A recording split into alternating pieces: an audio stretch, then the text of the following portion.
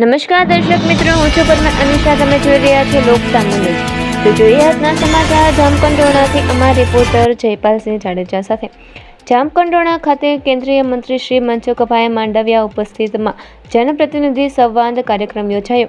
તારીખ 18 જામકંડોરણા શહેરના Sardar Patel community hall ખાતે પોરબંદર લોકસભા વિસ્તારના સાંસદ અને કેન્દ્રીય મંત્રી શ્રી મનસુખભાઈ માંડવિયા સાહેબની ઉપસ્થિતિમાં યોજાયેલા જનપ્રતિનિધિ સંવાદ કાર્યક્રમમાં ઉપસ્થિત રહીને જિલ્લા, તાલુકા અને ગ્રામ્ય પંચાયત સરપંચ આગેવાનો સાથે વિકાસલક્ષી કામો અંગે સંવાદ કરવા આવ્યો હતો.